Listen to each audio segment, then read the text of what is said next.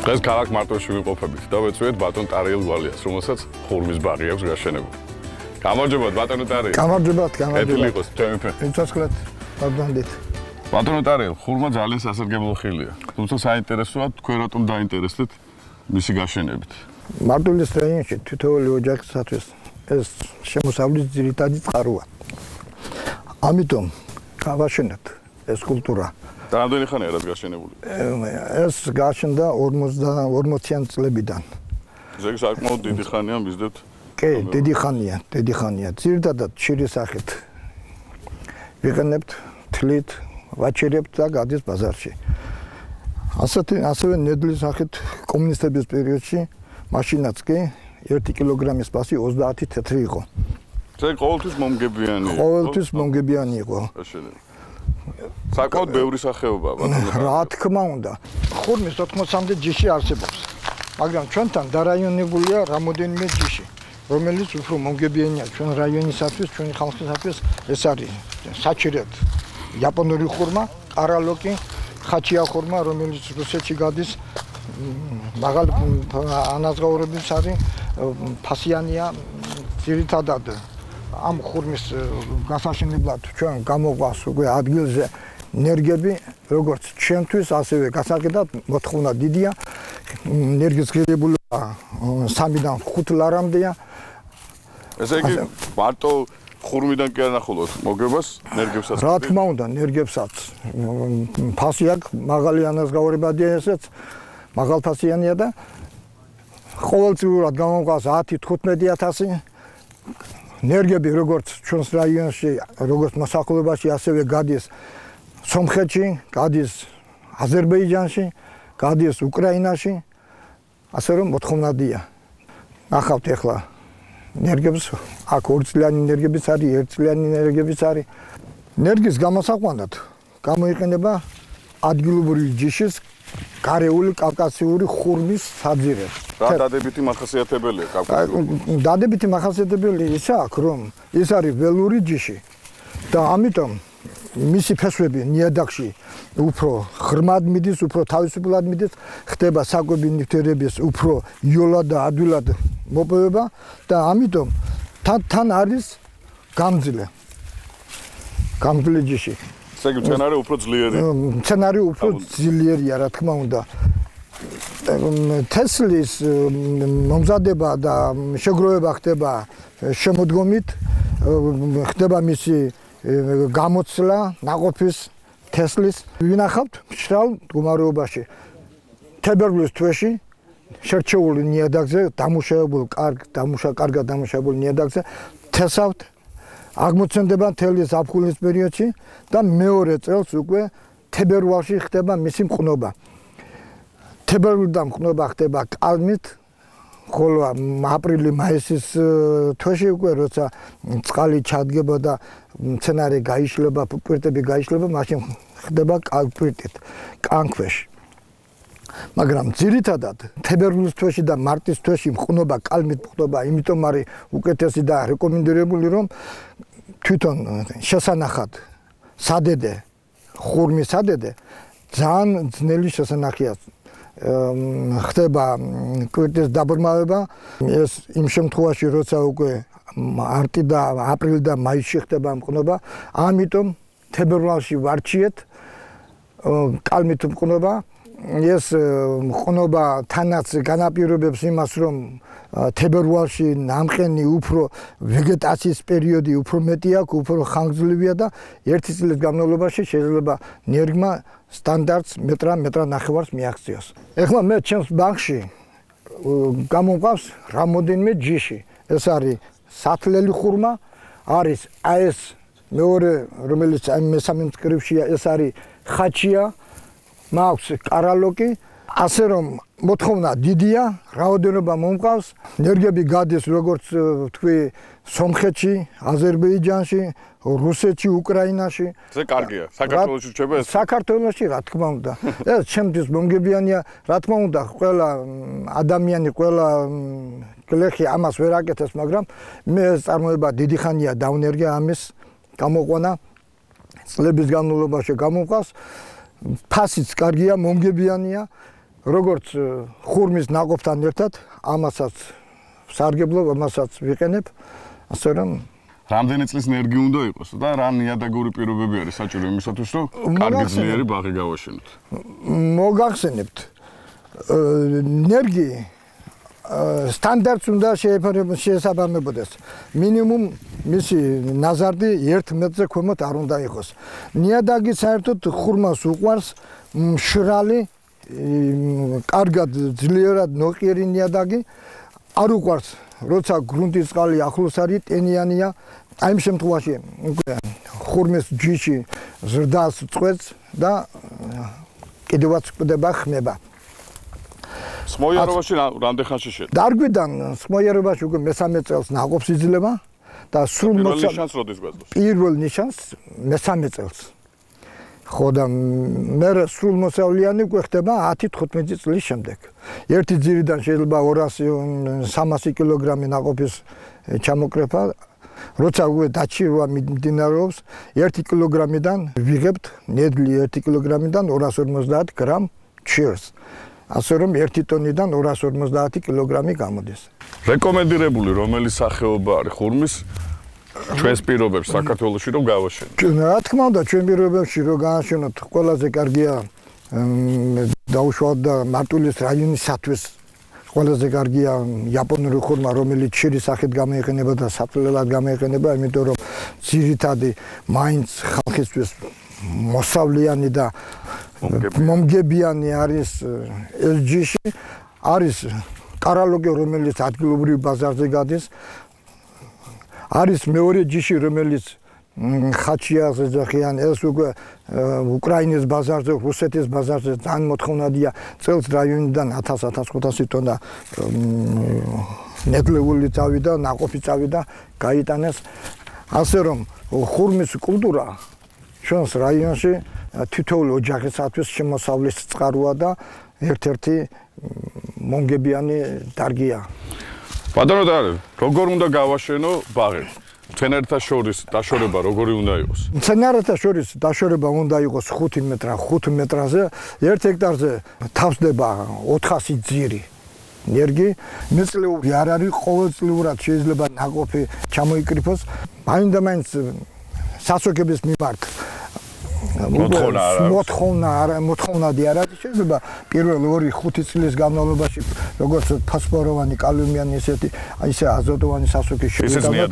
ეს ნიადაგიდან გამომდინარე უნდა იყოს ნიადაგის შესწავლილი, ლაბორატორიულად დაზუსტებული, დადგენილი რა ნივთიერებების ნაკლებობა შეიცავს, რომელი აზოტი რა დოზით უნდა შევიდეს და ასე და ამგვარად.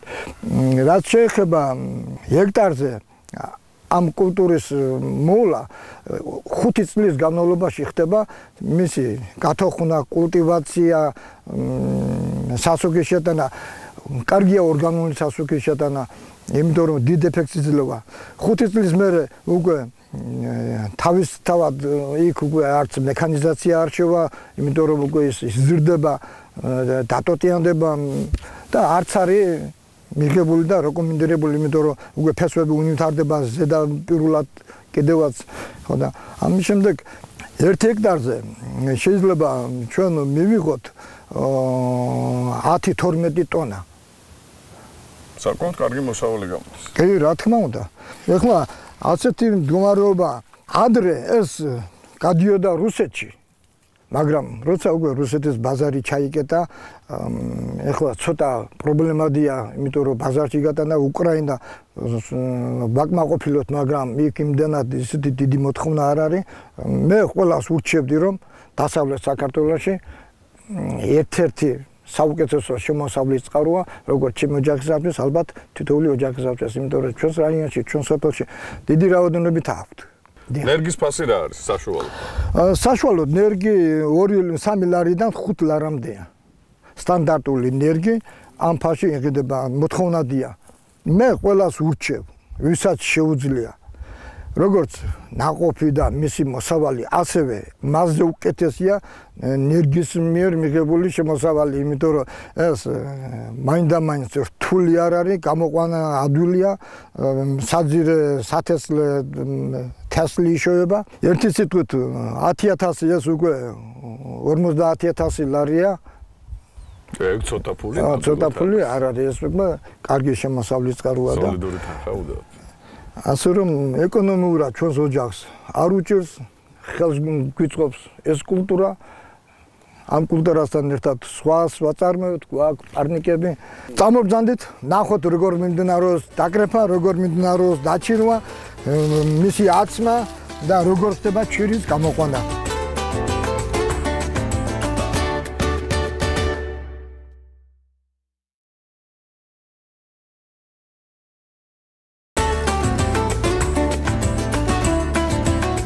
მეც მოგეხმარებით ბატონო ტანი. მოგზანდით დავკრიფოთ ეს ნერგი არის 4 წლიანი. ამის მოვლა როგორც გითხარით არც ისე რთულია. კრეფაც საკმაოდ ადვილია პატარა. კრეფაც საკმაოდ ადვილია, იმიტომ რომ ეს დაბალია, ადვილად დასაკრეფია, ზემოთ ასასვლელი არ არის. ისე კრეფაში დახმარებს თუ იხმართ ვინმეს თუ ოჯახური საქმიანობა თავიდან. ოჯახური ჩვენ ოჯახის წევრებთან ერთად ჩვენ ამას ჩვენ თვითონ ვამუშავებთ, იმიტომ რომ ხარჯები არ გაგვიზარდოს, შეიძლება დაქირავება, მაგრამ უკვე როცა დაიქირავებ ეს უკვე თუ შესაძლებელია დაკავშირებული. ზოგადად მცენარეს რა აგროტექნიკური ღონისძიებები უნდა ჩაუტაროთ, რომ კარგი მოსავალი მივიღოთ. ეს 4-5 დარგვიდან 4-5 წლის განმავლობაში უნდა გათოხმნა კულტივაცია, სასუქების შეტანა, განსაკუთრებით ორგანული სასუქის. წამობრძანდით, ნახოთ ახლა ის ძირები, რომელიც იქვე გვაქვს გაშენებული, ხურმა იგება ადრე გაზაფხულზე, მარტის თვეში. ძირითადად საჭიროებს პირველ წელს მორწყვას, იმიტომ რომ გვალვების პერიოდში ადვილი მოსალოდნელია ახალგაზრდა მცენარე, წყალი ვერ აიღოს და გაუჭირდეს. დავადების მიმართ მაინდა-მაინც არ არის ისეთი კულტურა, რომ რამე დავადებები იყო მომენტი, როცა შეიძლება ბევრი დაავადება და მავნებელია არ აწუხებს მცენარეს? არა. ვერცხლის ტკიპა გაუჩნდა, მე მაგი ჩვენ ომაიტით, ელექტრონით, ასეთი პრეპარატით შევწამლეთ, განიკურნა და იმის მერე უკვე წლებია, ამას არავითარი დაავადება არ გაჩენია. რამდენად რთულია ხურმის შენახვა და ტრანსპორტირება? ხურმის შენახვა და ტრანსპორტირება არ წარმოადგენს სირთულეს. ხურმა შეიძლება ბაზარში ნედლის სახით გასატანად საკმარისია, რადგან ეს შემოდის უკვე ნოემბრის თვეში, უკვე მაინდა-მაინც სიცხეები არ არის, ტრანსპორტირება არ ხდება რეფრიჟერატორით, არ არის საჭირო მაცივარი. იყო წლების განმავლობაში რუსეთში აგზავნიდნენ ვაგონით, რომელიც იყო ღია მაცივრის გარეშე. ფუჭებადი მაინდა-მაინც არ არის. და რომელ ბაზრებზე გავდივართ? ძირითადად გავდივართ როგორც ადგილობრივ ბაზრებზე, ასევე უკრაინაში გადის უკვე 1-2 წელია თურქეთში გავიდა დიდი რაოდენობით, გადის სომხეთში, ასე რომ მოთხოვნადია, გასაგების პრობლემა არ არის, ხალხი კმაყოფილია და ესე მთავარია იყოს პროდუქცია, რომ გასაგების ბაზას არ უჩვენებს. როგორც ვიცი, ხურმა საკმაოდ მაღალი იზრდება. თქვენ შეგიძლიათ ამ ფორმირებაში იღებთ მონაწილეობას, ანუ შესაძლებელია რომ დავაპატარავოთ და უფრო ადვილად. რა თქმა უნდა, დაკრების პერიოდში, დაკრების მომენტში, იქ სადაც ხელი არ მიუძდება ადამიანს, ხდება მისი ჩამოტეხვა, ჩამომტრივა და ეს ბუნებრივად ხელს უწყობს სცენარის ფორმირებას, ძირის ფორმირებას. არის შემთხვევები, როდესაც უკვე იმ ადგილას, სადაც ვერ მივწდებით, სადაც ვერ ჩამოვკრიფავთ, ხდება მისი ჩამობერტყვა, იკრება ძირს, ვიღებთ მას და ვამზადებთ უკვე სპეციალურ ადგილას, სადაც მიმდინარეობს მისი დუღილი, ზოგი ჭურში, ზოგი სხვადასხვა ადგილებში და ხდება არაყის სპირტის გამოხდა. ესე იგი უნარჩენოთ მუშაობთ. რა თქმა უნდა, დანაკარგი აბსოლუტურად არ არის, მისი გათვლილი ქერქისგან უკვე შეიძლება გამოიხადოს სპირტი. ესე იგი დანაკარგი აბსოლუტურად არ არის. და სპირტის ხარისხი როგორია? სპირტის ხარისხი რა თქმა უნდა მაღალია. შეიძლება გამოიხადოს 95% გრადუსიანი სპირტი. და მოთხოვნილება მასზე მოთხოვნილება რა თქმა უნდა 1 ლიტრის ფასი უკვე 6 ლარია არაღი ხდება მე მისი განიტრალება. საკმაოდ კარგი ფასია. კი რა თქმა უნდა. ბაზარზე რა ფასია ახლა ამჟამად? ამჟამად ნედლის ფასი არის 20 თეთრი და თუ შირის სახით გავყიდით 2-დან 3 ლარამდეა 1 კილოგრამის ფასი. მაგრამ 4 კილოგრამიდან 1 გამოდის. ესე იგი ჩვენ თუ ვიანგარიშებთ 1 ძირიდან შეიძლება მივიღოთ 70 კილოგრამი ჩირი. 70 კილოგრამი ჩირი, ესე იგი 2-დან 3 საშუალოდ ეს გამოდის 200 ლარი შეიძლება 1 ძირიდან მივიღოთ. როგორ ფიქრობთ ხურმის ბაღის გაშენება მუნგებიანია? რა თქმა უნდა, მუნგებიანია. უხარჯოა. არავითარი ხარჯი არ აქვს, მხოლოდ შრომატევადია იმით, რომ უმოკლეს დროში 1 თვის განმავლობაში 1 ნოემბრიდან ნოემბრის ბოლომდე უნდა იქნას დაკრეფილი, გათლილი და დაჭერებული. ეს ხურმა ერთ-ერთი კულტურაა, რომელიც ერთ-ერთ ნაწილობრივ შემოსავლის წყაროს წარმოადგენს. გარდა ამისა, სოფელში არის სიმინდის ფართობები აქვთ, არის ხეხილი, არის ყურძენი, აწარმოებენ თხილი დიდი რაოდენობით. ასე რომ საერთო ჯამში ყველა ერთად ეს უკვე კარგი შემოსავლის წყაროა, რა თქმა უნდა. ჩირს ოჯახურ პირობებში ამზადებთ? ჩირს ოჯახურ პირობებში ვამზადებთ. საინტერესოა როგორ? შემიძლია რომ დავესწრო და ვნახო ეს პროცესი? რა თქმა უნდა, წამობრძანდით. ნახეთ. საშრობ მოწყობილობას თუ იყენებთ? საშრობ მოწყობილობას აივანია გამოყენებული, სხვა არაფერი არ არის. აი ბატონო დავით, ნახავთ ეხლა თქვენ როგორ ხდება ჩირის ამის დათლა, ხორმის დათლა, გასწორება. ეს არის ოჯახური ბიზნესი. აქ სოფელში ყველა ოჯახში ასეთნაირად თავიანთი ოჯახის წევრები მუშაობენ, იწყებენ თლიან და ჩვენ ახლა ვნახავთ როგორ არის დათლილი, აცმული, ჩამოგიდებული და რა პროცესი როგორ მიმდინარეობს დაშრობის მომენტი. როგორია დამზადების ტექნოლოგია? აი მობრძანდით ბატონო დავით, განახებთ ახლა რა ხდება აივანზე, როგორც იქ დათლის მომენტი ვნახეთ, ხდება მისი ძაბზე აცმა, ჩამოგიდება ყველგან მთელი მასში როგორც ეს აივანია, ასეთნაირად არის მთელ სოფელში, ეს ძირითადად ხურმის გაშრობა ჩირის სახით ხდება ამ აივანზე. სხვა ადგილი ჩვენ არ გვაქვს ამისათვის და არც არსებობს ჩირის გაშრობის მომენტი დამოკიდებულია კიდე ამიძე. როგორია დამზადების ტექნოლოგია ჩირის და რამდენად მნიშვნელოვანი ადგილი უჭირავს ამის ამ პროცესში? რა თქმა უნდა, ჩვენ უკვე ნახეთ იქ როგორ მიმდინარეობდა დათლა, დათლის შემდეგ ხდება ძაბზე აცმა. ძალიან ლამაზია.